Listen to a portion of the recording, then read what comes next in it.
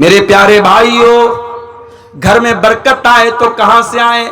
گھر میں سکون آئے تو کہاں سے آئے؟ ہاں پیسہ تو آ رہا ہے، دولت تو آ رہی ہے، گھر میں اچھا کھانا تو بن رہا ہے، بچے اچھا کپڑا تو پہن رہے ہیں، مکان تو عالی شان بن رہا ہے، لیکن جب زندگی میں نماز نہیں، جب زندگی میں اللہ کا ذکر نہیں، تو میرے پیارے بھائیوں اس گھر میں برکت کہاں سے آئے گی؟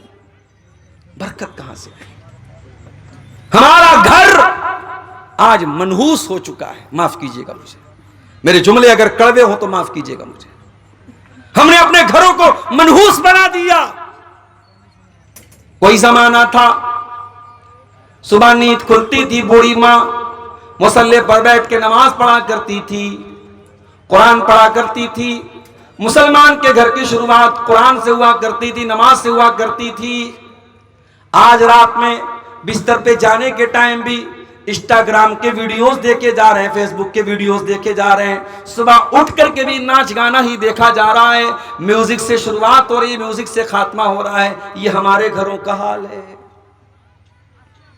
اور گھر کے گارجین کا حال یہ، وہ گھر میں ٹائم دینے کو تیار نہیں ہے۔ اپنی جاب سے آنے کے بعد، اپنے کام سے آنے کے بعد جو تھوڑا بہت ٹائم بچوں کے ساتھ گزارنے کا موقع ملتا ہے، وہ ٹائم بھی آج ہم موبائل کے ساتھ گزار رہے ہیں۔ بچوں کے ہاتھ میں ان کا اپنا موبائل ہے، باپ کے ہاتھ میں اپنا موبائل ہے، ماں کے ہاتھ میں اپنا موبائل ہے۔ آج بچوں کو موبائل پال رہا ہے، یوٹیوب پال رہا ہے، آج بچوں کو ماں باپ نہیں پال رہے ہیں۔ عربی کا ایک شاعر کہتا ہے، بڑی سچی بات کہتا ہے، لَيْسَ الْيَتِيمُ مَنِ انْتَهَى أَبَوَاهُ مِنْ حَمِّ الْحَيَاةِ وَخَلَّفَاهُ ذَلِيلًا۔ ارے یتیم وہ نہیں ہے، اناتھ وہ نہیں ہے جس کا باپ اس کو چھوڑ کے چلا گیا ہو، جس کی ماں اس کو چھوڑ کے چلی گئی ہو۔ ارے اناتھ تو وہ بچہ ہے۔ عربی کا شاعر کہتا ہے، ان الیتیم هو الذی تلقى له اما تخلت وابا مشغولا۔ جس کی ماں کے پاس اپنے بچے کے لیے فرصت نہ ہو، جس کے باپ کے پاس اپنے بچوں کے لیے سمے نہ ہو۔ سمے نکالو میرے پیارے ساتھی۔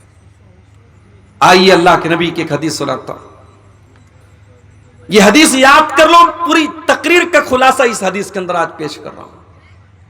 اللہ کے پیارے نبی فرماتے ہیں، طوبیٰ لمن ملک لسانہ ووسعہ بیتہ وبکا علی خطیئتہ۔ تین چیزوں پر جو عمل کرے گا، تین چیزوں کو جو اپنا لے گا، وہ کامیاب ہو جائے گا، وہ جنت میں جائے گا۔ کون سی تین چیزیں؟ نمبر 1، ملک لسانہ، اپنی زبان پر کنٹرول کر لے، زبان پہ کنٹرول کر لے۔ جھوٹ اسی زبان سے، گالی گلوچ اسی زبان سے، غیبت اسی زبان سے، چغلی اسی زبان سے، کسی کی عزت پر حملہ اسی زبان سے۔ زبان پر کنٹرول کر لو۔ دوسری چیز، وَوَسِعَهُ بَيْتُهُ، آپ کا گھر آپ کے لیے کافی ہو جائے۔ اپنا بزنس کرنے کے بعد، اپنی جاب کرنے کے بعد، اپنی دکان پر کام پورا کرنے کے بعد جو باقی ٹائم ملے وہ اپنے گھر کو دو، اپنے گھر والوں کو دو۔ اللہ کے نبی فرماتے ہیں کہ اس کا گھر اس کے لیے کافی ہو جائے۔ اور تیسری چیز، وَبَكَى عَلَى خَطِيئَتِهِ، اور وہ تنہائی میں، اکیلے میں اپنے گناہوں پر ندامت کے آنسو بہاتا ہو، رویا کرتا ہو، توبہ کرتا ہو، گڑ گڑاتا ہو۔ میرے پیارے بھائیوں، ہم نے تو رونا بھی بند کر دیا، ہماری آنکھیں خشک ہو گئی، ہمیں تو رونا بھی نہیں آتا۔ آج ہم اتنے پتھر دل ہو چکے ہیں کہ آج اپنی آنکھوں سے جنازہ دیکھنے کے باوجود، آج جنازے کی نماز کے دوران اور میت کو دفنانے کے دوران بھی ہمارے چہرے پر مسکراہٹ ہوتی ہے، ہم رونا نہیں چاہتے، ہم رو نہیں پاتے ہیں۔ قرآن کہتا ہے، ثم قست قلوبہم من بعد ذالک فہی کالحجارۃ او اشد قسوا۔ کچھ لوگ اتنے سخت ہو جاتے ہیں، ان کے دل اتنے کٹھور ہو جاتے ہیں کہ پتھر سے بھی زیادہ ان کے دل کٹھور ہو جاتے ہیں۔ وَإِنَّ مِنَ الْحِجَارَةِ لَمَا يَتَفَجَّرُ مِنْهُ الْأَنْهَارُ۔ ارے پتھر تو کچھ ایسے بھی ہوتے ہیں کہ پتھر کے اندر سے بھی پانی نکلنے لگتا ہے، پتھر پھٹ جاتا ہے اور پتھر سے سوراخ ہو جاتا ہے، لیکن انسان کا دل کبھی کبھی اتنا کٹھور ہو جاتا ہے کہ پتھر سے زیادہ سخت ہو جاتا ہے۔ ہم تو رو نہیں پاتے. اللہ کے نبی نے فرمایا 3 چیزیں پیدا کر لو. زبان پر کنٹرول کر لو, آپ کا گھر آپ کے لیے کافی ہو جائے, اور اپنے گناہوں پر آنسو بہانا شروع کر دو. یہ 3 چیزیں اگر آپ کو مل جائیں آپ کامیاب ہو جائیں گے. میرے پیارے ساتھیو, میں جانتا ہوں آپ بہت دیر سے تقریریں سن رہے ہیں اور بہت اہم ٹاپک لے کر کے میں آپ کے سامنے بیٹھا ہوں. بہت لمبی بات نہیں کروں گا, بڑی ٹو دا پوائنٹ باتیں آپ کے سامنے رکھوں گا. کچھ طریقے بتاؤں گا, کچھ نسخے بتاؤں گا, اپنے گھر کو کیسے سدھارا جائے, اپنے گھر کو کیسے سنوارا جائے, اپنے گھر کو اسلامی گھر کیسے بنایا جائے. اسی ٹاپک پر کچھ باتیں آپ کے سامنے رکھوں گا. ہم مکان بناتے ہیں, مکان میں سب سے ضروری جو ہوتی مکان کی بنیاد, فاؤنڈیشن. بہترین بلڈنگ کھڑی کر دیں, لیکن اگر بنیاد کمزور ہو جائے تو آپ کا مکان کمزور مانا جائے گا اور ایک دن دھراشائی ہو جائے گا, دھڑام سے گر جائے گا. اگر اپنے گھر کو ایک اچھا گھر بنانا چاہتے ہو تو جس طریقے سے مکان بنانے کے ٹائم یہ دیکھتے ہو کہ بنیاد کیسی ہے, ویسے ہی مکان بنانے کے ٹائم یہ بھی دیکھو یہ مکان ہم حرام کمائی سے بنا رہے ہیں یا حلال کمائی سے بنا رہے ہیں, یہ سود اور بیاج کے پیسے سے بنا رہے ہیں, رشوت کے پیسے سے بنا رہے ہیں, یا جائز کمائی سے بنا رہے ہیں, کسی کا حق مار کے بنا رہے ہیں, یا صحیح طریقے سے بنا رہے ہیں. تم دیکھ لو کہ اس مکان کی بنیاد میں تم کیا ڈال رہے ہو. قرآن کہتا فمن اسس بنیانہ علی تقوی من اللہ ورضوان خیر امن اسس بنیانہ علی شفا جرف ہار فانہار بہ فی نار جہنم. قرآن کہتا ہے 2 ٹائپ کے گھر ہوتے ہیں. ایک گھر وہ ہے جو اللہ کے تقوی کی بنیاد پہ کھڑا ہے, جس گھر کا بنانے والا ایماندار ہے, صحیح ہے, نیک ہے, حلال کمائی سے گھر بنا رہا ہے. اور دوسرا وہ ہے جو حرام خور ہے, جو بیاج کا پیسہ لے کے آیا ہے, جو رشوت کا پیسہ لے کے آیا ہے, جو بھائی کا حق مار کے آیا ہے, جو بہن کا حق مار کے آیا ہے. کسی جگہ ایک لائن پڑی, بڑی اچھی لائن تھی کہ ماموں جان حج کرنے جا رہے ہیں, اپنی بہن کا اور اپنے بھانجوں کا حق مارنے کے بعد تیسری مرتبہ ماموں جان حج کرنے جا رہے ہیں. یہ سماج کی بڑی کڑوی حقیقت ہے. ہمیں سے ہر انسان کسی کا ماموں ہوگا, کسی بہن کا بھائی ہوگا. ہماری دینداری صرف داڑھی پر ہے, ہماری دینداری صرف ماتھے پر سجدے کے نشان پر ہے.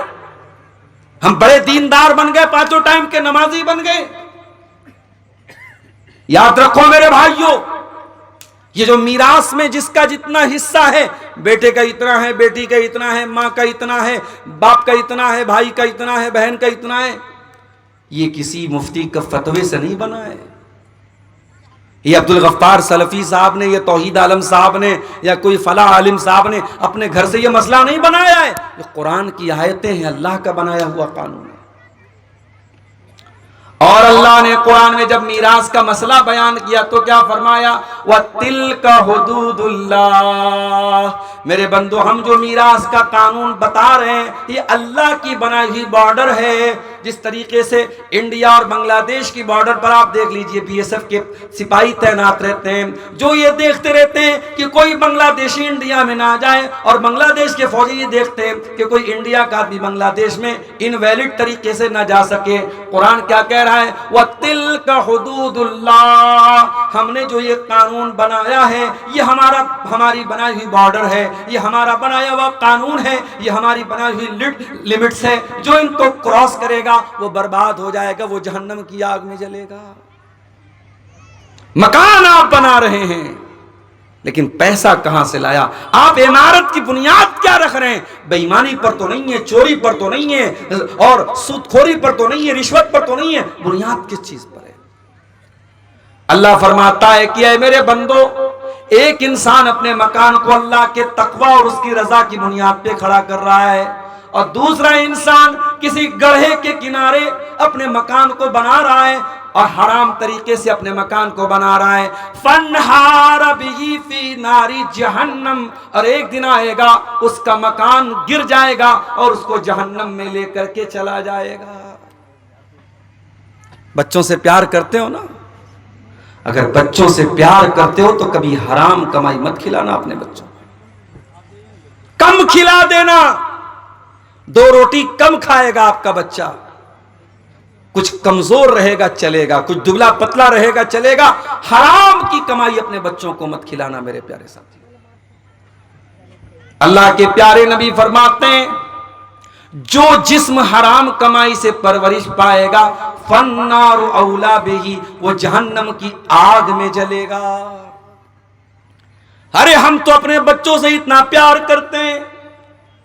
کبھی کبھی میرے ساتھ ایسا ہوا، میں سفر میں ہوں، گھر سے بیوی کا فون آیا، کسی بچے کو چوٹ لگ گئی، کسی بچی کو چوٹ لگی، ویڈیو کال سے میں نے دیکھا.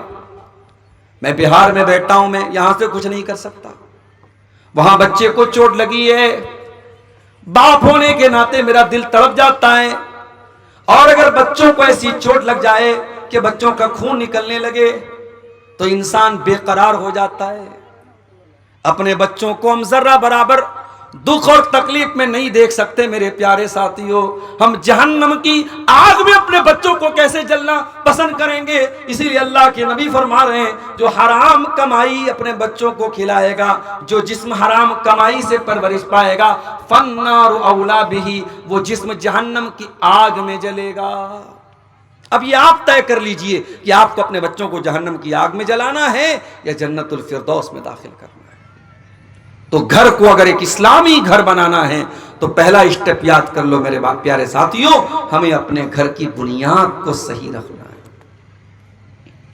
اور آگے بڑھیے، گھر میں داخل ہوتے ہیں ہم، سب سے پہلے چوکھٹ آتی ہے. دروازے کے پہلے چوکھٹ پر ہم پیر رکھتے ہیں، اس کے بعد دروازے میں داخل ہوتے ہیں. پتہ یہ چلا کہ مکان کی چوکھٹ بہت امپورٹنٹ ہوتی ہے، بہت مہتوپورن ہوتی ہے. جب تک دروازے کی چوکھٹ کو صحیح نہ کیا جائے تب تک مکان کی انٹری صحیح نہیں ہو سکتی. ہمارے گھروں کی چوکھٹ کیا ہے؟ آئیے ایک حدیث آپ کو سنا دیتا ہوں. ابراہیم علیہ السلام اپنے بچے اسماعیل کو مکہ میں چھوڑ کے جاتے ہیں، اپنی بیوی ہاجرہ کو مکہ میں چھوڑ کے جاتے ہیں. اسماعیل وہیں پہ رہتے ہیں، ہاجرہ وہیں پہ رہتی ہیں، اور وہیں پر اسماعیل جوان ہوتے ہیں، شادی ہوتی ہے، ان کی بیوی ان کے پاس آتی ہے. ایک زمانہ ہو گیا، ابراہیم علیہ السلام اپنے بچے سے ملنے کے لیے آتے ہیں. اتفاق سے جب گھر میں آتے ہیں تو اسماعیل گھر پہ نہیں ہوتے ہیں، بہو ہوتی ہے. ابراہیم علیہ السلام پوچھتے ہیں اپنی بہو سے گزر بسر کیسی ہو رہی ہے؟ یہ بہو تھوڑی ناشکری تھی. یہ کہتی ہے کیا بتاؤں، بڑی پریشانی ہو رہی ہے، بس جیسے تیسے گزارا ہو رہا ہے، بہت دقت چل رہی ہے، بہت پریشانی ہے، بہت مشکل ہے. ابراہیم علیہ السلام نے کہا کہ بیٹی تمہارا شوہر آئے تو میرا سلام کہہ دینا اور یہ بتا دینا، اپنے شوہر سے یہ کہہ دینا کہ اب غیر اتبت بابک، اپنے دروازے کی چوکھٹ بدل لے. شام کو اسماعیل آئے، آتے ہی اپنے باپ کی خوشبو محسوس کی. پوچھا ہے میری بیوی کیا کوئی مہمان آیا تھا؟ کہاں ایک بوڑھے آدمی آئے تھے. کہا کیا کہہ رہے تھے؟ کہا تم کو سلام کہہ رہے تھے اور کہہ رہے تھے اپنے دروازے کی چوکھٹ بدل دے. کہا میری بیوی تو نے کیا کہا تھا؟ بیوی نے سارا ماجرا سنایا. کہا کہ اے میری بیوی وہ کوئی اور نہیں، وہ میرے باپ تھے، وہ تیرے سسر تھے ابراہیم علیہ السلام تھے، اور وہ تیری ناشکری سے ناراض ہو گئے. تو ایک پیغمبر کی بیوی ہونے کے باوجود، ایک نبی کی بہو ہونے کے باوجود تو نے جو بات کہی میرے باپ کو پسند نہیں آئی. میرے باپ نے تجھے طلاق دینے کا آرڈر دیا ہے، اس لیے میں آج سے تجھ کو اپنے نکاح سے خارج کر رہا ہوں، آج سے میں تجھ کو طلاق دے رہا ہوں. اب یہاں پہ تھوڑا سا رک جائیے. ہمارے گھروں میں کیا ہوتا ہے؟ بہو نے کھانا بنایا. شیرشاہ آبادی لوگ تو جھول بہت زیادہ کھاتے ہیں بھائی, مسالہ بہت زیادہ کھاتے ہیں, معاف کیجیے گا. بڑا سوچ سمجھ کے ہم لوگ جب جلسوں کا سیزن آتا ہے تو پیٹ کی بڑی حفاظت کرنی پڑتی ہے. بہت مسالہ کھاتے ہیں آپ لوگ. اب بھائی مسالہ آپ زیادہ کھا رہے, بہو نے کم ڈال دیا, وہ بھی مسئلہ ہے. نمک آپ زیادہ کھاتے, بہو نے کم ڈال دیا, وہ بھی مسئلہ. اور نمک آپ کم کھاتے, بہو نے زیادہ ڈال دیا, وہ اور بڑا مسئلہ ہے. اب بہو نے کھانے میں نمک زیادہ کر دیا, سسر کو غصہ آیا. سسر نے کہا چل اپنے دروازے کی چوکھٹ بدل دے. تو کیا بیٹا اپنی بیوی کو طلاق دے دے گا ابراہیم علیہ السلام کی سنت پر عمل کرتے ہوئے؟ نہیں, رک جائیے. ابھی میں حدیث کو پورا کر دوں, پھر میں مطلب بتاتا ہوں کہ ایسی صورت میں کیا کیا جائے. ابراہیم علیہ السلام نے اپنے بہو کے بارے میں فرمایا کہ دروازے کی چوکھٹ بدل دو. اسماعیل علیہ السلام نے طلاق دے دیا. کچھ دنوں کے بعد اسماعیل علیہ السلام نے دوسری شادی کی, اور پھر ایک مرتبہ ابراہیم اپنے بیٹے سے اور بہو سے ملنے کے لیے آئے. اتفاق سے اس مرتبہ بھی بہو سے ملاقات ہوئی, بیٹے سے ملاقات نہیں ہوئی. ابراہیم نے پوچھا بیٹی کیسی گزر بسر ہو رہی ہے؟ بہو یہ دیندار تھی, نیک تھی, اللہ والی تھی. اس نے کہا بہت اللہ کا شکر ہے, اللہ جس حال میں رکھے اللہ کا بہت کرم ہے, بہت آرام سے گزر بسر ہو رہی ہے. کہا بیٹی تیرا شوہر آئے تو میرا سلام کہہ دینا, اور کہہ دینا سب بھی تاتا بتا بابک, دروازے کی چوکھٹ بہت اچھی ہے, اس چوکھٹ کی حفاظت کرنا. شام ہوئی, اسماعیل آئے, باپ کی خوشبو محسوس کی.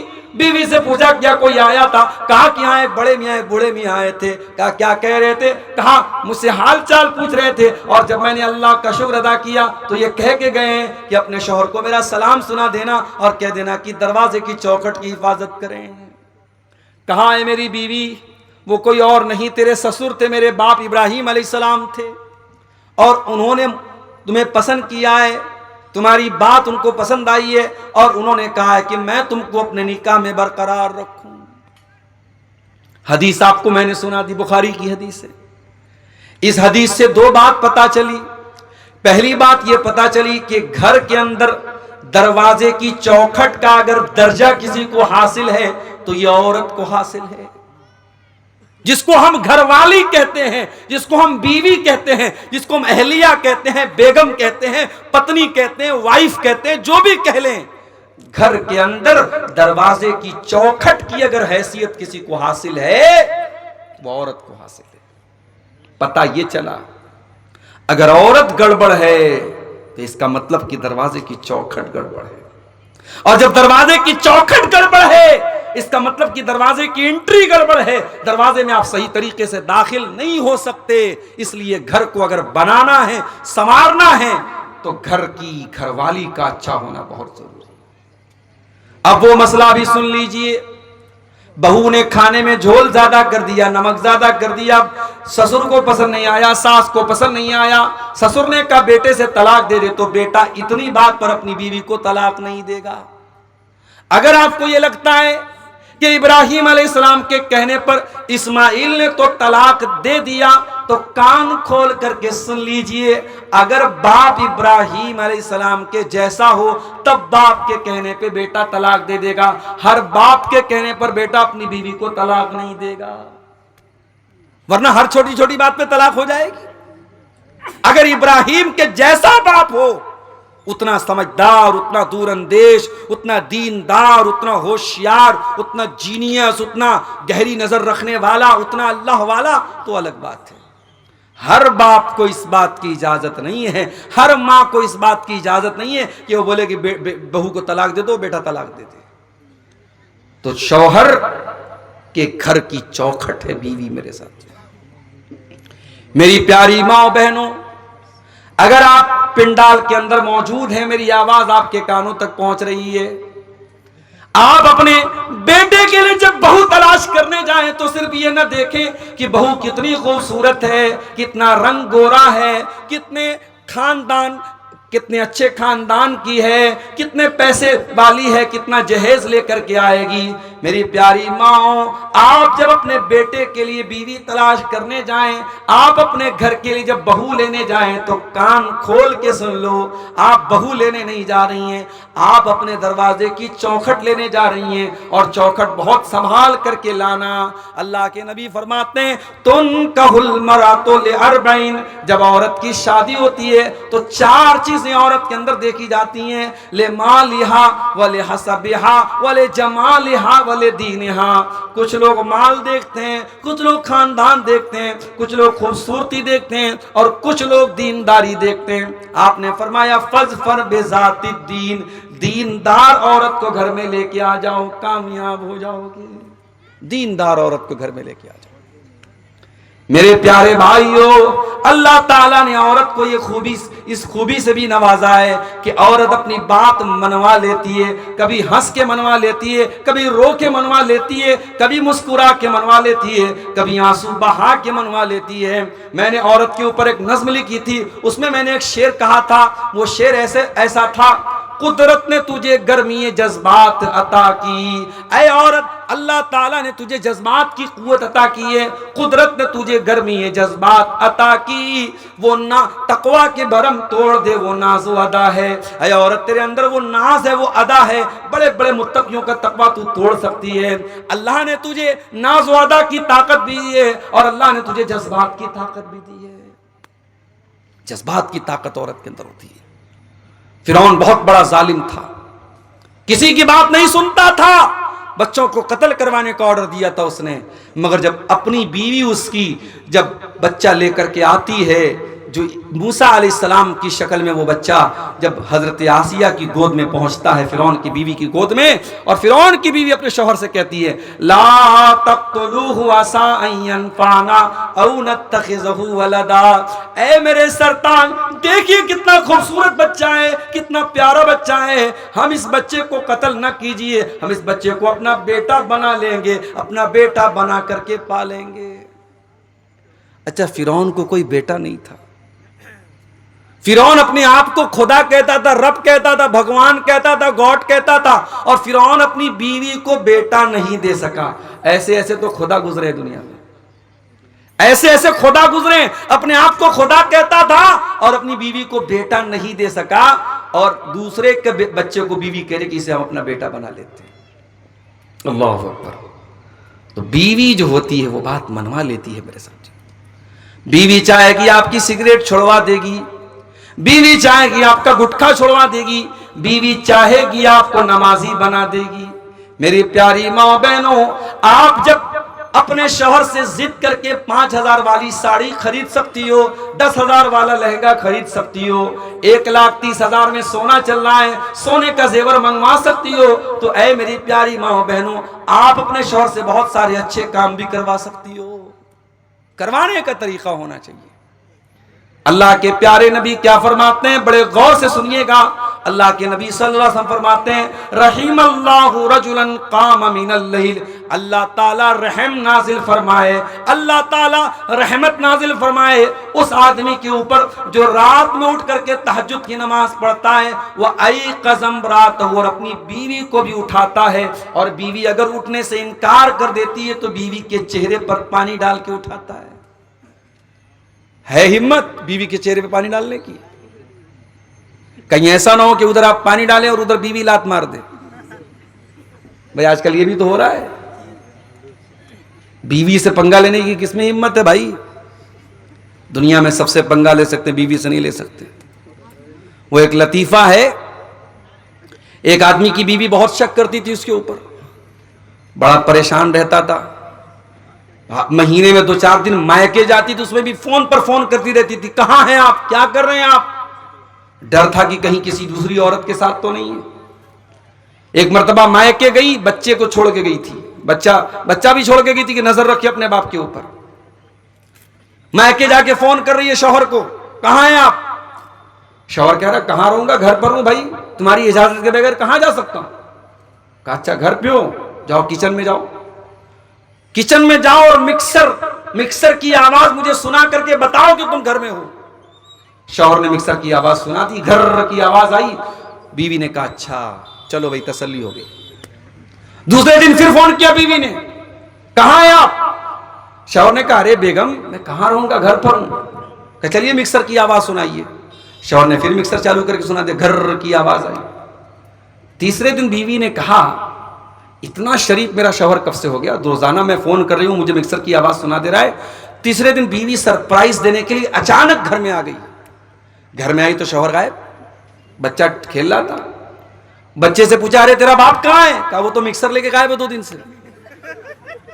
تو کہتے ہیں کہ اگر شوہر سے بیوی شیر ہے تو شوہر سوا شیر بھی بن سکتا ہے. بھائی تمہیں سارا دماغ تمہیں کو ہے تھوڑی, ہم کو بھی تو تھوڑا بہت دماغ ہے.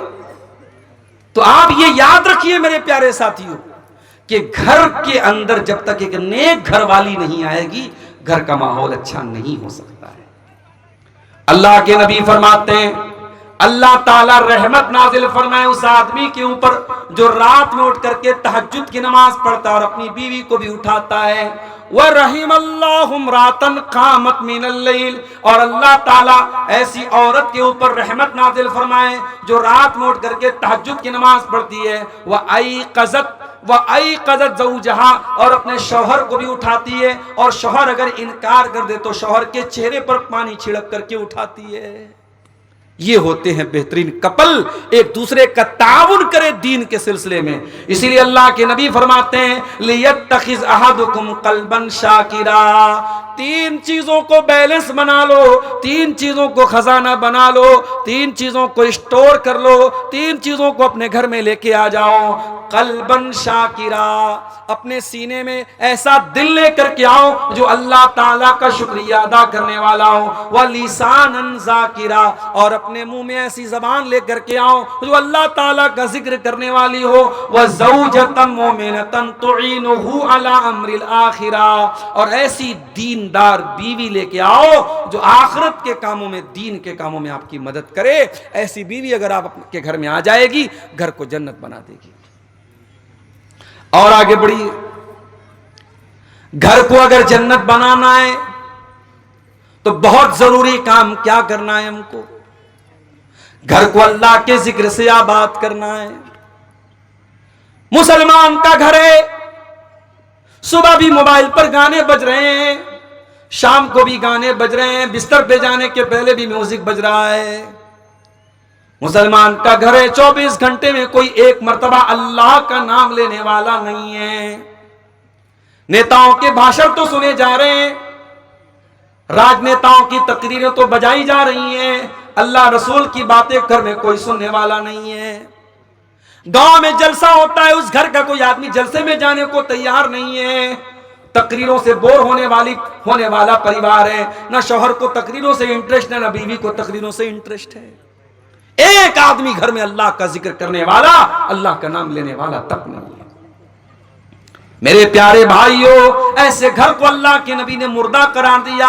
آپ نے فرمایا مثل البیت الذی یذکر اللہ فیہ والبیت الذی لا یذکر اللہ فیہ, جس گھر میں اللہ کا نام لیا جائے وہ گھر زندہ ہے, اور جس گھر میں اللہ کا نام نہ لیا جائے وہ گھر مردہ ہے. وہ گھر مردہ ہے, اللہ کے نبی نے اس کو مردہ قرار دیا ہے. اپنے گھر کو زندہ کرو میرے بھائیوں, اللہ کے ذکر سے آباد کرو. بہت آسان طریقہ بتا دیتا ہوں. جب بھی گھر میں داخل ہوا کرو بسم اللہ پڑھ کے داخل ہوا کرو, اور جب گھر کے باہر نکلا کرو بسم اللہ توکلت علی اللہ لا حول ولا قوت الا باللہ پڑھ لیا کرو. کیا فائدہ ہوگا مولوی صاحب؟ آئیے میں فائدہ بھی بتا دیتا ہوں. صحیح مسلم کی روایت ہے, اللہ کے پیارے رسول فرماتے ہیں جب انسان گھر میں داخل ہونے کے ٹائم بسم اللہ پڑھتا ہے تو شیطان بھاگ جاتا ہے اور کہتا ہے لا مبیت لکم ہاہنا, یہ تو بسم اللہ پڑھ کے گھر میں آیا ہے, اب یہاں پہ رات گزارنے کا موقع نہیں ملے گا. جب انسان رات میں ڈنر کرنے کے ٹائم, کھانا کھانے کے ٹائم اللہ کا نام لیتا ہے, بسم اللہ پڑھتا ہے, تو شیطان کہتا ہے لا مبیت لکم ولا عشاء ہاہنا, نہ تو یہاں پہ رات گزارنے کا موقع ملے گا نہ ڈنر کرنے کا موقع ملے گا. جب آپ کھانے پر بسم اللہ نہیں پڑھتے ہیں تو آپ کے کھانے کو شیطان بھی کھاتا ہے، کھانے کی برکت ختم ہو جاتی ہے۔ تو گھر میں جب داخل ہوں تب بسم اللہ پڑھیں، اور جب کھانا کھانے لگے تب بسم اللہ پڑھیں۔ اور جب رات ہو جائے، مغرب کی اذان ہو جائے، تو اللہ کے نبی نے فرمایا جب سورج ڈوب جائے، جب مغرب کا ٹائم ہو جائے، فَكُفُّوا صِبْيَانَكُمْ، تو اپنے چھوٹے بچوں کو گھر کے اندر لے آؤ۔ مغرب کے ٹائم اپنے چھوٹے بچوں کو باہر مت بھیجو، فَإِنَّ الشَّيَاطِينَ تَنْتَشِرُ حِينَئِذٍ، اس وقت شیطان گھومتے رہتے ہیں۔ مغرب کے ٹائم اپنے بچوں کو باہر مت بھیجیے، سورج ڈوبنے کے ٹائم۔ اور آپ نے آگے فرمایا جب رات میں چراغ کی بتی بجھاؤ تو بسم اللہ پڑھ کے بجھاؤ، برتن کو کھلا مت رکھو، برتن کو ڈھانک دو، بسم اللہ پڑھ کے ڈھانک دو۔ دروازے کی کنڈی لگاؤ تو بسم اللہ پڑھ کے کنڈی لگاؤ، اس لیے کہ جو اللہ کے نام سے جو چیز کلوز کر دی جائے، جو چیز بند کر دی جائے، شیطان اس کو اوپن نہیں کر سکتا، شیطان اس کو کھول نہیں سکتا۔ اللہ کا نام لے کے آپ دروازے کو بند کیجیے، یہ بہت آسان طریقہ میں نے آپ کو بتایا ہے اللہ کے ذکر سے گھر کو آباد کرنے کا۔ اور جب آپ گھر کے باہر نکلیں، بسم اللہ توکلت علی اللہ لا حول ولا قوت الا باللہ پڑھ لیں۔ یہ دعا جب آپ پڑھ کے نکلیں گے، شیطان آپ کے قریب نہیں آئے گا، فرشتہ آپ کی حفاظت کرے گا، فرشتہ آپ سے کہے گا قد وقیتا، آپ کو اللہ تعالیٰ کی طرف سے بچا لیا گیا۔ آپ اتنی پیاری دعا پڑھ کر کے گھر سے نکلیں، بہت آسان ہے، بسم اللہ توکلت علی اللہ لا حول ولا قوت الا باللہ۔ بس رات میں جب بستر پہ سونے جاؤ، میری پیاری ماں بہنوں، اگر آپ محنت مزدوری کرتی ہیں، کھیتوں میں کام کرتی ہیں، اور مجھے معلوم ہے کہ شیرسا آبادی برادری میں ماشاءاللہ بہت محنت کرتی ہیں ہمارے یہاں کی عورتیں، آپ کا بدن جب تھکاوٹ سے چور ہو جائے تو آئیے میں آپ کو وہ طریقہ بتاتا ہوں جو طریقہ اللہ کے نبی نے اپنی بیٹی کو بتایا تھا۔ کیا طریقہ بتایا تھا؟ حضرت فاطمہ چکی چلاتی تھیں، ان کے ہاتھوں میں چھالے پڑ گئے تھے، حضرت علی بھی بہت محنت کرتے تھے، دونوں شوہر بیوی اللہ کے نبی کے پاس آئے۔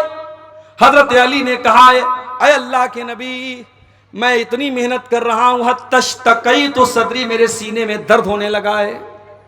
حضرت فاطمہ نے کہا ابا جان، آپ کی بیٹی چکی چلا چلا کے اس حالت کو پہنچ چکی ہے، حتی مجلت یدایا، میرے ہاتھوں میں چھالے پڑ گئے ہیں۔ اے ابا جان، مجھے پتا چلا ہے آپ کے پاس کچھ غلام آئے ہیں، ہو سکے تو اپنی بیٹی اور داماد کو کچھ غلام دے دیجیے۔ نبی نے نہ بیٹی کو کوئی غلام دیا، نہ داماد کو کوئی غلام دیا۔ کیا فرمایا آپ نے؟ لا اعطیکما، اے میری بیٹی فاطمہ، اے میرے داماد علی، میں تم دونوں کو غلام نہیں دے سکتا، میں تم دونوں کو کوئی غلام نہیں دے سکتا۔ کیوں نہیں دے سکتا؟ کیونکہ میرے جو مسجد کے اندر جو دین سیکھنے والے صاحب آئے، اصحاب صفہ ہیں، جو دین کے اسٹوڈنٹس ہیں، ان کے پاس کھانے کو اناج نہیں ہے، ان کے پاس کھانے کو کھانا نہیں ہے، ان کے پاس تن ڈھانپنے کو کپڑا نہیں ہے۔ اے علی، اے فاطمہ، جب تک میں ان کی ضرورت کو پوری نہ کر دوں میں تم کو وہ خادم غلام نہیں دے سکتا۔ ہاں، میں اس سے بہتر طریقہ تم کو بتا رہا ہوں، جب تم رات میں بستر پہ سونے جاؤ تو 33 بار سبحان اللہ پڑھ لیا کرو، 33 بار الحمدللہ پڑھ لیا کرو، اور 34 مرتبہ اللہ اکبر پڑھ لیا کرو۔ فذالکما خیر لکما من خادم، تمہیں کسی خادم کی، کسی نوکر کی ضرورت نہیں پڑے گی۔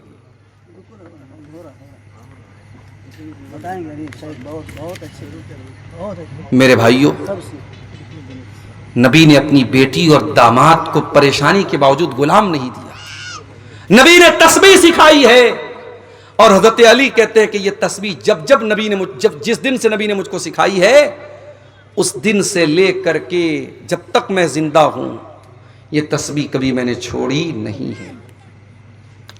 سوال کرنے والے نے سوال کیا ہے علی، آپ کی زندگی میں ایک رات آئی تھی، صفین کی لڑائی والی رات، کیا اس رات بھی آپ یہ تسبیح پڑھ کے سوئے تھے؟ کہا کہ ہاں اس رات میں یہ تسبیح پڑھ کے سویا تھا۔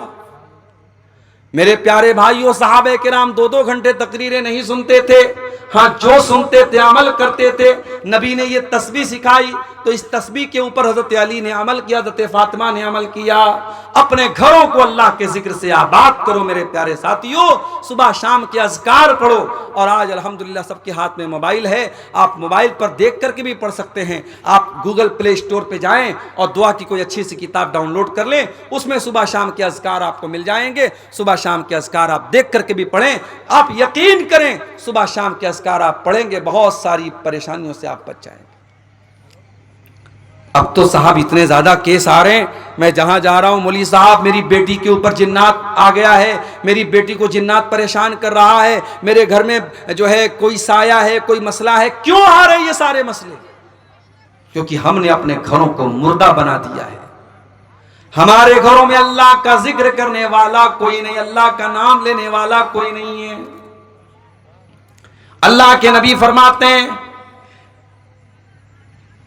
ان الشیطان ینفر من البیت الذی تقرأ فیہ سورۃ البقرہ، جس گھر میں سورہ بقرہ پڑھی جاتی ہے اس گھر سے شیطان بھاگ جاتا ہے۔ ایک صاحب مجھ سے پوچھنے لگے مولوی صاحب اگر موبائل پر ہم سورہ بقرہ کو چالو کر دیں اور بڑے بڑے اسپیکر لگا دیں گھر میں اور سورہ بقرہ کی آواز پورے گھر میں گونجے تو کیا شیطان بھاگ جائے گا؟ میں نے کہا بھیا شیطان سے پوچھنا پڑے گا شیطان سے کہ وہ موبائل پر چلنے والے قرآن کی تلاوت سے اس کے اوپر اثر پڑے گا کہ نہیں۔ تو اس سوال کا جواب تو شیطان ہی دے سکتا ہے۔ کیا حال ہو گیا ہے ہمارا، برگر اور پیزا کھاتے کھاتے، فاسٹ فوڈ کھاتے کھاتے ہم اتنے فاسٹ ہو گئے، اتنے شارٹ کٹ تلاش کرنے لگے کہ ہمیں قرآن پڑھنے میں بھی اب جو ہے سستی ہو رہی ہے۔ ہم چاہتے ہیں کہ قرآن موبائل پر ہم چلا دیں، ہمیں نہ پڑھنا پڑے۔ بنارس میں ایک ہمارے دوست ہیں حافظ قرآن ہیں، انہوں نے کہا مولوی صاحب ایک آدمی اپنے گھر میں ہم کو بلا رہا ہے، 40 دن تک سورہ بقرہ پڑھنے کے لیے کہہ رہا ہے اور مجھ کو 5000 روپیہ دے گا۔ میں نے کہا خبردار مت جانا وہاں پہ۔ میں نے کہا قرآن پڑھنے سے شیطان بھاگتا ہے، حدیث میں آیا ہے، مگر کرایہ دے کر کے کسی دوسرے کو پڑھوا کر کے شیطان نہیں بھاگے گا، یہ حدیث میں نہیں آیا۔ آپ کو خود قرآن پڑھنا ہے۔ ہمارے گھروں میں آج قرآن کوئی پڑھنے والا نہیں ہے میرے ساتھ۔ ایک نظم ہے قرآن کی فریاد، کبھی موقع ملے یوٹیوب پر سرچ کر لیجیے گا، مل جائے آپ کو۔ قرآن فریاد کرتا ہے طاقوں میں سجایا جاتا ہوں، دو دو کے پلایا جاتا ہوں، آنکھوں سے لگایا جاتا ہوں، تعویذ بنایا جاتا ہوں۔ قرآن کے ساتھ یہ سب ہو رہا ہے، کوئی آنکھوں سے لگا رہا ہے، کوئی تعویذ بنا رہا ہے، کوئی دھو دھو کے پلا رہا ہے۔ قرآن پڑھنا کوئی نہیں چاہتا، قرآن پر عمل کوئی نہیں کرنا چاہتا۔ اللہ کے نبی فرماتے ہیں مثل البیت الذی یذکر اللہ فیہ والبیت الذی لا یذکر اللہ فیہ، جس گھر میں اللہ کا نام لیا جائے وہ گھر زندہ ہے، اور جس گھر میں اللہ کا نام نہ لیا جائے وہ گھر مردہ ہے۔ میں آپ کو 1400 سال پیچھے لے کے چلتا ہوں۔ نبی کی مسجد میں چلیے، قبلہ کی طرف کھڑے ہو جائیے، آپ کے لیفٹ سائیڈ میں کچھ کمرے ملیں گے۔ یہ چھوٹے چھوٹے کمرے ہیں، مٹی کا فرش ہے، کچی اینٹوں کی دیوار ہے، اور کھجور کے تنے کا پلر ہے، اور کھجور کی ٹہنیوں کا چھپر ہے۔ ان کمروں میں ٹائلز نہیں لگا ہے، ان کمروں میں ماربل نہیں لگا ہے، ان کمروں میں سیمنٹ کی دیوار نہیں ہے، ان کمروں میں کوئی پینٹ نہیں ہوا ہے، مگر اللہ کی قسم یہ کمرے بڑے برکت والے ہیں۔ ان کمروں میں جناب محمد رسول اللہ صلی اللہ علیہ وسلم رہتے ہیں، ان کمروں میں اس امت کی مائیں رہتی ہیں، ان کمروں میں نبی اکرم کی بیویاں رہتی ہیں۔ یہ کمرے کتنے اونچے ہیں؟ سعید ابن مسیب کہتے ہیں میں عثمان غنی کے دور میں نبی کے کمرے میں گیا، میں نے ہاتھ اٹھایا، میرا ہاتھ مکان کی چھت میں ٹچ ہو گیا، یعنی چھت بھی بہت زیادہ اونچی نہیں تھی۔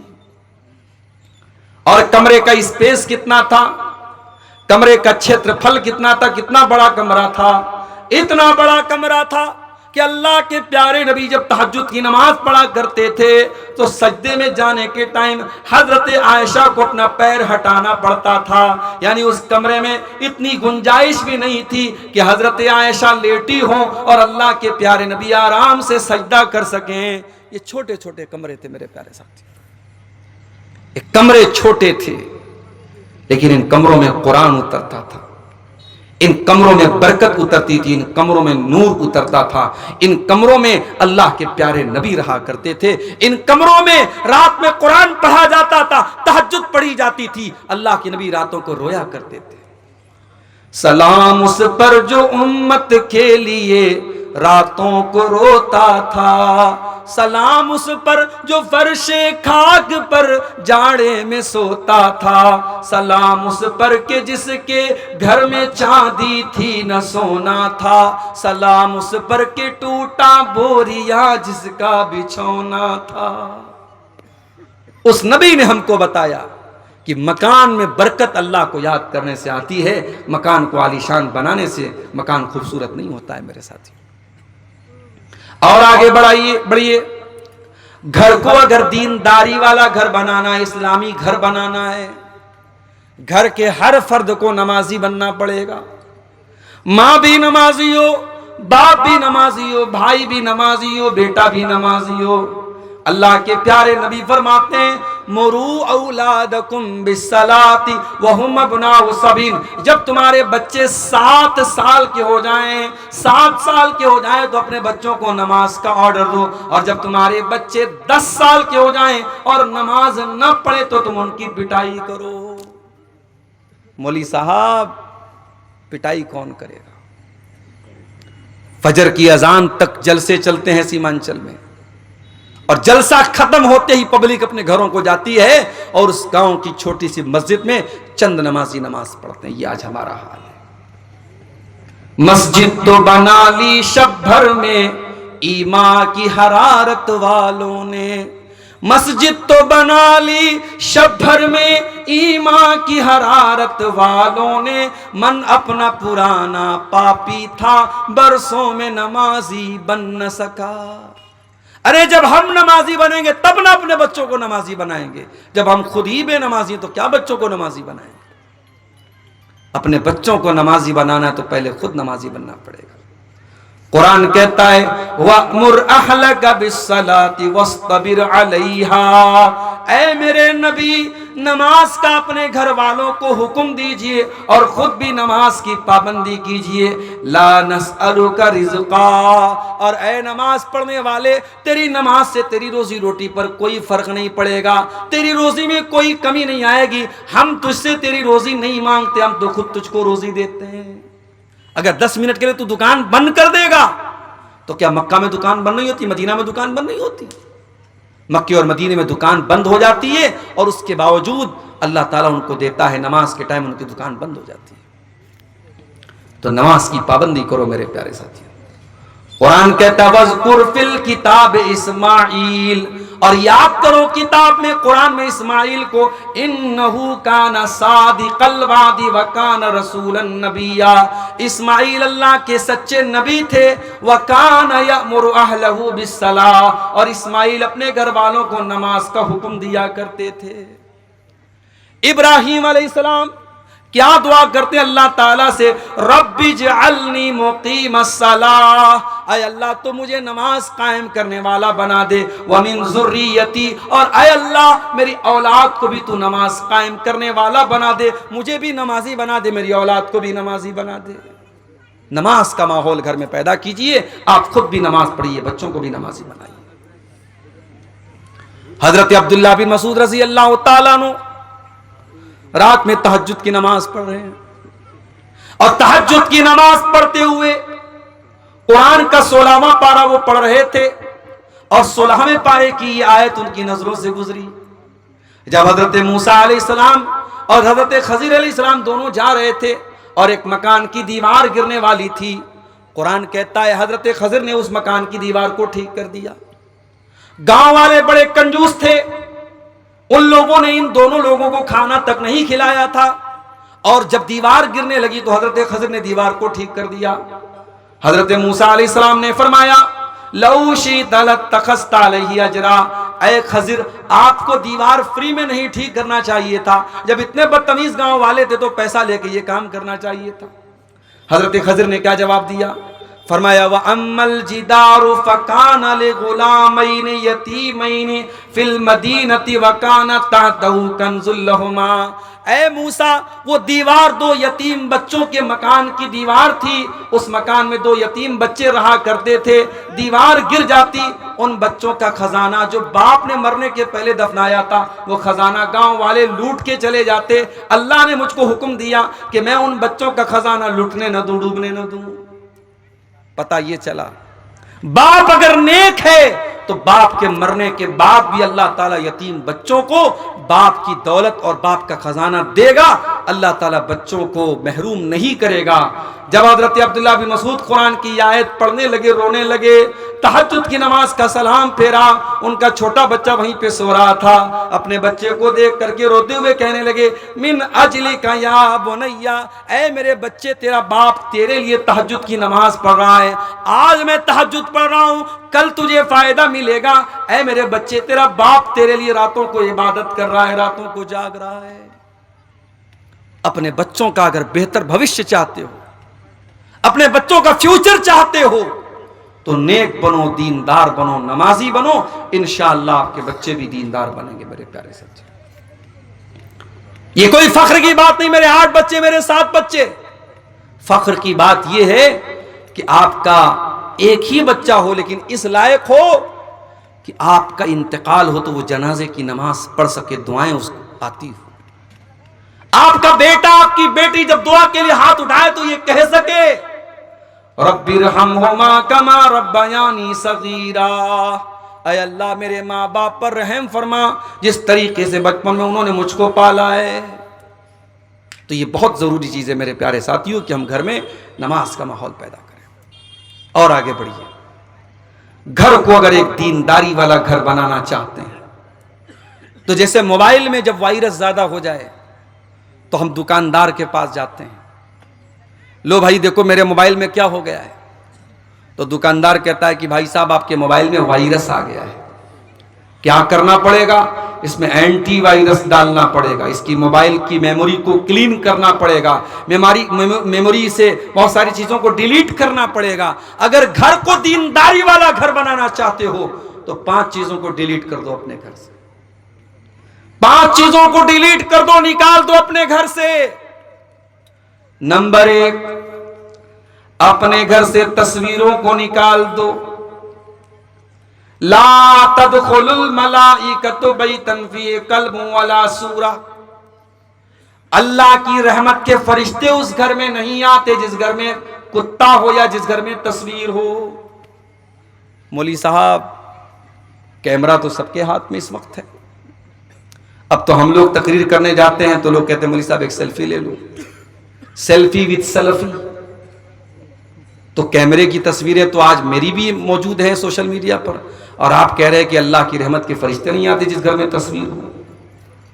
تو کیمرے کی جو تصویر ہے اس کے بارے میں علماء کا اختلاف ہے، اور علماء کی ایک جماعت کا کہنا ہے کہ کیمرے کی تصویر حرام نہیں ہے، کیونکہ کیمرے کی جو تصویر ہوتی ہے وہ کوئی پینٹنگ نہیں ہے کہ جس میں ناک کان آنکھ بنایا جائے، کیمرہ تو بس ایک عکس لے لیتا ہے سامنے والے کا، ایک پرتیبمب ہے، ایک چھایا ہے۔ اور حدیث میں جس تصویر کو حرام کہا گیا ہے وہ تصویر وہ ہے جس میں ہم ناک کا ناک پورا بناتے ہو۔ لیکن آپ یہ سوچئے مورتی کی شکل میں یا پینٹنگ کی شکل میں، کسی بھی شکل میں، مورتی تو بہرحال اس کو مجسمہ بولتے ہیں، لیکن آج کے زمانے میں بھی پینٹنگ الگ ہوتی ہے۔ آپ نے سنا ہوگا مقبول فدا حسین نام کا ایک آدمی تھا، وہ پینٹر تھا بہت بڑا، اس کی پینٹنگ کروڑوں میں بکتی تھی۔ تو پینٹنگ ایک الگ چیز ہے، کیمرے کی تصویر ایک الگ چیز ہے۔ پھر بھی بہت سارے علماء کا یہ کہنا ہے کہ کیمرے کی تصویر سے بھی ہمیں پرہیز کرنا چاہیے، اور کیمرے کی تصویر کو پرنٹ کر کے اس کو البم بنانا اور کمرے میں سجانا۔ میں ایک مکان میں گیا، ایک صاحب اپنے کمرے میں، چونکہ ہم لوگ کہیں جاتے ہیں تو آدمی سوچتا ہے کہ اچھی مہمان نوازی اچھی کی جائے، وہ اپنے کمرے میں لے کے گئے تو دیکھا کہ کمرے کے کنارے ایک تصویر لگی ہے، ایک طرف محترم کی تصویر، ایک طرف محترمہ کی تصویر ہے۔ شادی کی سالگرہ پر انہوں نے اپنی بیوی کو سرپرائز دیا تھا. میں نے پوچھا تو شرمانے لگے. میں نے کہا بھیا اس تصویر کو الماری میں رکھ دو, یہ کیوں یہاں پہ آپ باہر لگائے؟ تو تصویر آج ہمارے گھروں میں باقاعدہ ایلبم کی شکل میں کمروں میں لوگ لگا رہے ہیں. یہ غلط ہے اور ہمیں اور آپ کو اس سے پرہیز کرنا چاہیے. تصویروں کو گھر سے نکال دو. ہاں, موبائل کی تصویریں جہاں تک بات ہے, ضرورت پڑنے پر آپ بچوں کی یادگار کے لیے کچھ فوٹو اگر آپ نے لی ہے, موبائل کے کیمرے میں ہے, موبائل کی گیلری میں ہے, اس کی گنجائش بن سکتی ہے, مگر اس میں بھی ہمیں اس بات کا لحاظ رکھنا چاہیے. لوگ اپنی بیوی کی ایک سے ایک فوٹو لیتے ہیں اور اس کے بعد دوستوں کے ہاتھ میں موبائل تھما دیتے ہیں, تو یہ تو بے پردگی کی بات ہے. آپ کی بیوی کا فوٹو آپ کا دوست دیکھے, یہ تو غلط بات ہے. اس لیے ہمیں اور آپ کو اگر کیمرے میں ہمارے موبائل میں پرسنل تصویریں, ہماری بیوی کی تصویریں ہیں, جوان بیٹے کی تصویریں ہیں, گھر کی عورتوں کی تصویریں ہیں, تو ان کو ہمیں بہت احتیاط کے ساتھ یوز کرنا چاہیے کہ کہیں بے پردگی نہ ہو. دوسری چیز جس کو گھر سے نکالنا ہے, گھر کے اندر کوئی تعویذ نہیں ہونا چاہیے. بعض گھروں میں آپ داخل ہوئیے, مکان میں داخل ہونے کے ساتھ ساتھ ہی ایک پرچی لٹکی رہتی, اس پہ لکھا رہتا دکان اور مکان کی خیر و برکت کے لیے, اور نیچے الٹی سیدھی گنتیاں لکھی رہتی ہیں 420 9 2 11. دیکھا کہ نہیں آپ نے؟ کہیں دکانوں پہ لگا رہتا ہے, مکان پہ لکھا رہتا ہے. مجھے یہ بات سمجھ میں نہیں آتی کہ یہ گنتی لکھنے سے شیطان کیسے بھاگے گا. بھائی آپ دنیا میں کسی کا نام لینے کے بجائے گنتی لے کے بلائیں, اے بھائی 72 ادھر آؤ, اے بھائی 78 ادھر آؤ, ناراض ہو جائے گا. بھائی میرا نام 72 تھوڑی ہے. آپ بسم اللہ الرحمن الرحیم کے بجائے 786 لکھ رہے ہیں. آپ محمد صلی اللہ علیہ وسلم کے بجائے 92 لکھ رہے ہیں. آپ نے گنتی بنا کے رکھی ہے. یہ اسلام کا تصور نہیں ہے میرے پیارے ساتھیوں. اور یہ بھی سن لیجئے کہ گھر میں قرآن کی آیتوں کو لٹکانے سے بھی برکت نہیں آئے گی. ڈاکٹر آپ کو دوا دیتا ہے پینے کے لیے, گھر میں آپ آنے کے بعد سیرپ کو گلے میں نہیں لٹکاتے, ٹیبلٹ کو گلے میں نہیں لٹکاتے, ٹیبلٹ کو پیتے ہیں, سیرپ کو پیتے ہیں. اسی طریقے سے قرآن کو پڑھنے سے شفا ملتی ہے, قرآن کو پڑھنے سے برکت آتی ہے, قرآن لٹکانے سے برکت نہیں آتی ہے. بڑا سخت فتویٰ ہے علماء کا. بعض لوگ کیا کرتے ہیں, مکان کے دروازے پہ بڑے بڑے اچھروں میں لکھتے ہیں ہاذا من فضل ربی. حرام کمائی کے پیسہ سے گھر بنایا اور ہاذا من فضل ربی لکھتے ہو, بےہودہ ہے. سود بیاج کے پیسے سے مکان بنایا ہے اور سامنے کیا لکھا, ہاذا من فضل ربی. تیرے ہاذا من فضل ربی لکھنے سے تیرا مکان ٹھیک ہو جائے گا. اور گھر میں لوگ ڈیکوریشن کے لیے آیت الکرسی لگا رہے ہیں, لا الہ الا اللہ محمد رسول اللہ لکھ رہے ہیں. نہیں لکھنا چاہیے. علماء نے منع کیا ہے کہ قرآن کی آیتیں ڈیکوریشن کے لیے نہیں اتری ہیں, گھر کو سجانے کے لیے نہیں اتری. ہاں, اگر کوئی آیت الکرسی گھر میں اس لیے لگاتا ہے کہ ہم کو آیت الکرسی یاد ہو جائے یا ہم کو بار بار نظر پڑے, ہمیں یاد آتی رہے, ہم پڑھتے رہیں, تو تعلیم کے لیے گھر میں لٹکا سکتے ہیں. برکت کے لیے یا ڈیکوریشن کے لیے گھر میں قرآن کی آیتوں کو بھی لٹکانا صحیح نہیں ہے. تو گھر سے تعویذ کو بھی نکال دو میرے پیارے ساتھی. تیسری چیز جو گھر سے نکالنا ہے, گانے بجانے کے آلات کو گھر سے نکال دو. اللہ کے نبی فرماتے ہیں قیامت کے پہلے وہ دور آئے گا, شراب کو نام بدل بدل کے پیا جائے گا. وَأَن تَظْهَرَ الْقَيْنَاتُ عَلَى رُؤُوسِ النَّاسِ, اور ناچنے گانے والی لڑکیاں لوگوں کے کانوں پر جا کے بیٹھ جائیں گی. جب نبی نے صحابہ کو یہ حدیث سنائی ہوگی, صحابہ کو سمجھ میں نہیں آئی ہوگی. آج ہیڈ فون لگانے والوں کو یہ حدیث سمجھ میں آ جائے گی, آج ایئر پوڈ لگانے والوں کو یہ حدیث سمجھ میں آ جائے گی. بائک چلا رہا ہے, مست بنا ہوا ہے, گانا سن رہا ہے, فیورٹ اپنا بالی ووڈ کا گانا سن رہا ہے, سامنے سے ٹریکٹر نے مارا, تیری روح پرواز ہو گئی, تیری جان نکل گئی, تو گانا سنتے ہوئے دنیا سے گیا ہے. اور قیامت کے دن جب تو اٹھے گا تو وہی گانا سنتے ہوئے تو قیامت کے دن اٹھے گا. جس حال میں انسان مرے گا اسی حال میں قیامت کے دن اٹھایا جائے گا. اپنے گھروں کو ناچ گانوں سے دور رکھو میرے ساتھیوں. کٹیہار اور پورنیہ کے انگلش میڈیم اسکول میں ہماری بیٹیاں پڑھ رہی ہیں, اسکول کا اینول فنکشن ہے. ٹیچر نے آپ سے کہا کہ آپ کی بیٹی سے ہم ڈانس کروانا چاہتے ہیں, بہت اچھا ڈانس کرتی ہے آپ کی بیٹی. آپ نے کہا بہت اچھی بات ہے, ہماری بیٹی ڈانس کرے گی, ہم دیکھیں گے.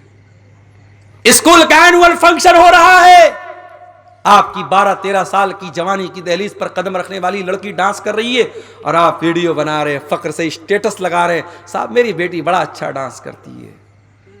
یہ مسلمان ہیں جنہیں دیکھ کے شرم آئی ہوتی۔ اور ابھی تک تو یہ حرام کام اسکولوں میں ہوتا تھا، یہ انگلش میڈیم اسکولوں میں ہوتا تھا، اب مدرسوں میں یہ کام بھی ہو رہا ہے۔ ہاں نام بدل دیا گیا، وہاں ڈانس ہو رہا تھا، یہاں ایکشن ہو رہا ہے۔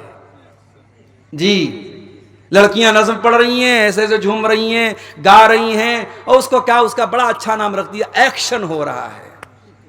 شرم آنی چاہیے اور چلو اور پانی میں ڈوب مرنا چاہیے۔ اپنی قوم کی بچیوں کی ہم نمائش کر رہے ہیں پوری دنیا کے سامنے۔ اپنے گھر سے نکال کے پھینک دو ناچ گانے کو۔ اس ناچ گانے کی آواز کو آپ کے نبی ناپسند کرتے تھے، شیطان کی آواز قرار دیا آپ نے۔ آج بڑے بڑے متقی داڑھی والے، سجدہ کرنے والے، ان کے موبائلوں پر بھی انسٹاگرام اور اسنیپ چیٹ اور فیس بک اور الا اور بلا کے ذریعے ان کے موبائل پر بھی گانا بج رہا ہے۔ چوتھی چیز جو گھر سے نکال کے باہر پھینکنا ہے، اینٹی وائرس ڈالنا ہے، وائرس نکال دینا ہے۔ بے حیائی کو اپنے گھر سے نکال دو، بے پردگی کو نکال دو۔ کہیں ایسا نہ ہو کہ سال کے 359 دن تو آپ کے گھر میں پردہ ہوتا ہو، لیکن شادی والے دن آپ نے بھی اپنی آنکھیں بند کر لی، مولوی صاحب آج تو شادی ہے، آج اجازت ہے بے پردگی کی۔ قرآن کی کون سی آیت ہے اور نبی اکرم کی کون سی حدیث ہے جو شادی بیاہ کے موقع پر آپ کے گھر کی عورتوں کو خوبصورت کپڑے پہن کے، لپسٹک لگا کے، پاؤڈر لگا کے، کریم لگا کے، سج کر کے، سور کر کے دنیا کے سامنے نمائش کرنے کی اجازت دیتی ہے؟ اور مجھے تو حیرت ہوتی ہے کہ آپ کے سیمانچل کے جلسوں میں بھی عورتیں آتی ہیں اور باقاعدہ تیار ہو کر کے مائیں اپنی بچیوں کو تیار کر کے لے کے جاتی ہیں، اور بغیر کسی پردے کے خوبصورت میک اپ سے سجا کر کے، سوار کر کے ان لڑکیوں کو جلسوں میں لے کر کے آیا جاتا ہے۔ معاف کرنا میرے پیارے بھائیوں، اکبر الہ آبادی نے بالکل صحیح کہا تھا، بے پردہ نظر آئیں کل جو چند بیویاں، اکبر زمین میں غیرت قومی سے گڑ گیا۔ پوچھا جو ان سے آپ کا پردہ وہ کیا ہوا؟ کہنے لگی کہ عقل پہ مردوں کے پڑ گیا۔ جب عورت کا پردہ اترتا ہے تو سب سے پہلے مردوں کی عقل پہ جا کے چڑھ جاتا ہے۔ جی ہاں، وہ مرد دیوس ہے، وہ مرد بے غیرت ہے جس کے گھر کی بیٹی، بہو اور بہن بے پردگی کرے، بے حیائی کرے اور اس کو کوئی فرق نہ پڑے، اس کی ماتھے پر کوئی شکن نہ آئے۔ اللہ کے پیارے نبی صلی اللہ علیہ وسلم فرماتے ہیں 3 لوگ ایسے ہوں گے جن کی طرف قیامت کے دن اللہ تعالیٰ نہ تو دیکھے گا، نہ بات کرے گا، نہ پاک اور صاف کرے گا۔ نمبر 1 العاق لوالدی، اپنے ماں باپ سے رشتہ توڑ دینے والا۔ نمبر 2 المرأۃ المترجلہ، مردوں کی نقل کرنے والی عورت۔ اور نمبر 3 الدیوس، وہ بے غیرت مرد جس کے گھر میں بے غیرتی ہو رہی اور اس کو کوئی فرق نہ پڑ رہا ہو۔ تو بے حیائی کو گھر سے نکال دو میرے ساتھی۔ اور یہ بھی یاد رکھو، جب بیٹیاں جوان ہو جائیں تو ان کو بتا دو کہ کون تیرا محرم ہے اور کون تیرا غیر محرم ہے۔ ایک دن یوٹیوب پر ایک ویڈیو میں نے دیکھا، آج کل بچیوں کے ساتھ سیکسول ہراسمنٹ بہت ہو رہا ہے۔ کبھی کبھی اپنے رشتہ دار، لڑکی کا چاچا، لڑکی کا ماموں، لڑکی کا چچا زاد بھائی، یہ سب سیکسول ہراسمنٹ کرتے ہیں، بچیوں کو، چھوٹی بچیوں کو پریشان کرتے ہیں۔ تو یوٹیوب پر میں نے ایک ویڈیو دیکھا کہ چھوٹے بچوں کو سکھانے کی، اس میں سکھایا جا رہا تھا، ٹریننگ دی جا رہی تھی کہ بچوں کو سکھایا جائے بچپن سے ہی کہ گڈ ٹچ کیا ہوتا ہے، بیڈ ٹچ کیا ہوتا ہے۔ اگر کوئی بھی آدمی اگر لڑکی کو غلط طریقے سے ٹچ کر رہا ہے تو لڑکی سمجھ جائے کہ ہاں یہ بیڈ ٹچ ہے، اور لڑکی اپنے ماں باپ سے شکایت کرے۔ یہ ایک تعلیم آج اسکولوں میں بھی دی جا رہی ہے اور ہماری بھارت سرکار بھی اس کو دے رہی ہے، اور ٹھیک ہے، اس پر ہمیں کوئی اعتراض نہیں ہے۔ لیکن ایک چیز اور ہے، جب ہماری بیٹیاں جوان ہو جائیں، ایڈلٹ ہو جائیں، سمجھدار ہو جائیں، تو ہمیں ایک چیز اور کرنی چاہیے۔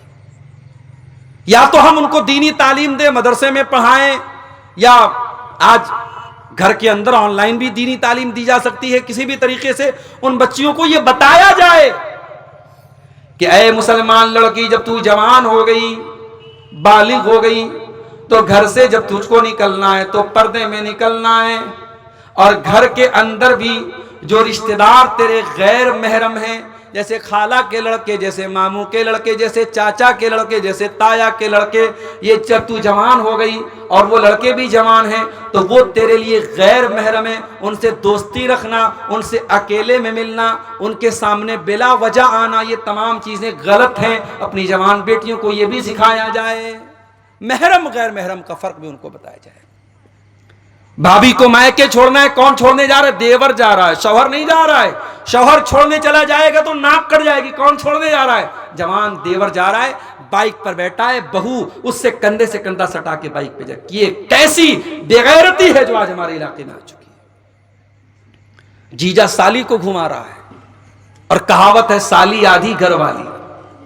معاف کرنا میرے پیارے ساتھیوں، کسی نے جس نے یہ کہاوت بنائی ہے سالی آدھی گھر والی، اس کی نیت خراب ہوگی، اس کی سوچ خراب ہوگی۔ اسلام میں سالی کوئی آدھی گھر والی نہیں ہے، سالی آپ کے لیے غیر محرم ہے، اور سالی کو اپنے جیجا کے سامنے آنے سے پرہیز کرنا چاہیے۔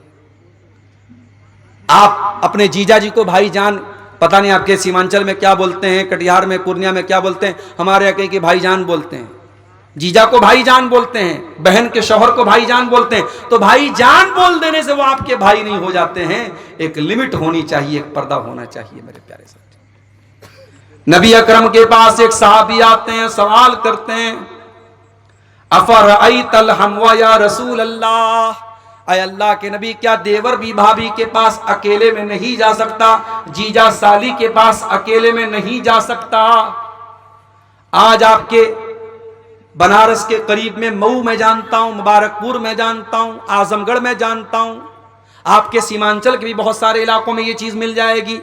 شوہر باہر کمانے گیا ہے، جوائنٹ فیملی سسٹم ہے، بیوی اسی فیملی میں رہتی ہے، دیوروں کے ساتھ، جیٹھوں کے ساتھ، جوائنٹ فیملی سسٹم میں شوہر دور رہ رہا ہے، پردیس میں رہ رہا ہے، اور اس کی جوان بیوی اسی گھر میں رہ رہی ہے، دیوروں اور جیٹھوں کے بیچ میں کوئی پردہ نہیں ہے۔ ہم کیا کر رہے ہیں؟ ہم فتنوں کو ہوا دے رہے ہیں، ہم اپنے گھر میں بدکاری کو دعوت دے رہے ہیں کہ آؤ، اور گھر میں بدکاری اور زناکاری کو فروغ دے دو۔ میرے پیارے ساتھیوں، نبی نے فرمایا دیور اپنی بھابھی کے لیے موت ہے، جیجا اپنی سالی کے لیے موت ہے۔ محرم اور غیر محرم کا فرق بھی ہمارے گھر میں ہونا چاہیے۔ اگر یہ فرق نہیں ہے تو اس بے حیائی کو اپنے گھر سے نکال دو۔ اب ایک آخری چیز ہم بیان کر کے پھر کچھ سوالات ہمارے سامنے آئے، ان سوالوں کا جواب دے کے ہم بات ختم کریں گے۔ گھر کو اگر آپ ایک دیندار گھر بنانا چاہتے ہیں تو ایک بہت ضروری چیز یہ بھی ہے کہ آپ اپنے دسترخوان پہ کس کو دعوت دے رہے ہیں۔ شرابیوں کو تو اپنے گھر میں نہیں بلا رہے ہیں، زانیوں کو تو اپنے گھر میں نہیں بلا رہے ہیں۔ اللہ کے پیارے نبی فرماتے لا یاکل طعامک الا تقی، تمہارے دسترخوان پہ متقی لوگوں کو کھانا کھانا چاہیے۔ دعوت دو تو متقی نیک لوگوں کو دو، بے نمازیوں کو، حرام خوروں کو، رشوت خوروں کو، سود خوروں کو، شرابیوں کو، زانیوں کو مت دعوت دو۔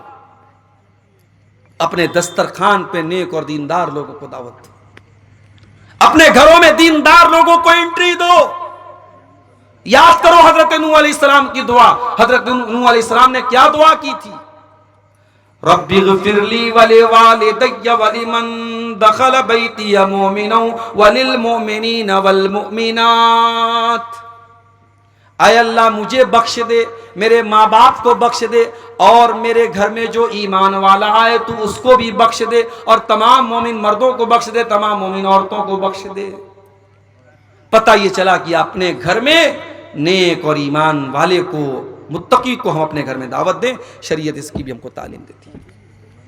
اور آخری چیز یہ ہے میرے ساتھی، یہ جتنی چیزیں میں نے بیان کی ان کا تعلق ہماری کوشش سے، ہمارے سنگرش سے ہے، ہمارے اسٹرگل سے ہے، لیکن ہدایت تو اللہ کے ہاتھ میں ہے، ہدایت کا ریموٹ کنٹرول اللہ کے ہاتھ میں ہے۔ اس لیے اللہ سے دعا بھی کرتے رہو کہ اللہ میرے گھر کو نیک بنا دے۔ اور دو دعائیں میں سکھا رہا ہوں، ان دونوں دعاؤں کو نوٹ کر لو۔ پہلی دعا آپ کو ملے گی 19ویں پارے میں، سورہ فرقان کے آخری رکوع میں، بڑی پیاری دعا ہے، اللہ کے نیک بندے دعا کرتے ہیں ربنا هب لنا من ازواجنا وذریاتنا قرۃ اعین واجعلنا للمتقین اماما، اے پروردگار ہمارے بیوی بچوں کو ہماری آنکھوں کی ٹھنڈک بنا دے اور ہمیں متقیوں کا امام بنا دے۔ یہ بڑی پیاری دعا ہے، اس دعا کو پڑھا کرو میرے ساتھ۔ اور دوسری دعا قرآن کے 26ویں پارے میں شروع میں ہے، سورہ احقاف میں، جب انسان 40 سال کا ہو جائے تو یہ دعا پڑھے۔ 40 سال کا جب انسان ہو جاتا ہے نا تو میچیور ہو جاتا ہے، اور جو 40 سال میں بھی نہ سدھرے وہ قبر میں جانے تک بھی نہیں سدھرے گا۔ یہ بات نوٹ کر لو، بری عادتیں جو چھوٹنے والی ہوتی ہیں 40 سال تک چھوٹ جاتی ہیں، اور جو بری عادتیں 40 سال تک نہ چھوٹیں وہ 70 سال میں بھی نہیں چھوٹتی۔ کچھ بوڑھوں کو دیکھو، 70 سال کے بوڑھے ہیں، چوراہوں پر بیٹھے ہیں اور ان کی آنکھیں جو ہیں ادھر ادھر گھوم رہی ہیں۔ وہ جوانی کی شرارتیں بڑھاپے میں، ہاتھوں میں جنبش نہیں، پیروں میں طاقت نہیں، مگر وہ شرارتیں بڑھاپے میں بھی زندہ رہتی ہیں بعض بوڑھوں کے اندر۔ تو 40 سال انسانی زندگی کا بڑا اہم پوائنٹ ہے، اسی لیے اللہ نے 40 سال کا ہونے کے بعد یہ دعا سکھائی، رب اوزعنی ان اشکر نعمتک التی انعمت علی وعلی والدی وان اعمل صالحا ترضا واصلح لی فی ذریتی۔ بڑی پیاری دعا ہے، اے اللہ مجھے توفیق دے کہ میں تیری نعمتوں کا شکریہ ادا کروں، جو نعمتیں تو نے مجھ کو دی اور میرے ماں باپ کو دی، اور اے اللہ مجھے توفیق دے کہ میں ایسا نیک عمل کروں جس سے تو خوش ہو جائے۔ وَأَصْلِحْ لِي فِي ذُرِّيَّتِي، اور اے اللہ میری اولاد کی تو اصلاح کر دے، میری اولاد کو نیک بنا دے، میری اولاد کو اچھا بنا دے۔ یہ بڑی پیاری دعا ہے، یہ دونوں دعائیں پڑھا کرو میرے ساتھیوں، دعائیں پڑھا کرو، اللہ سے تعلق مضبوط رکھو، انشاءاللہ اللہ آپ کے گھر کی حفاظت کرے گا۔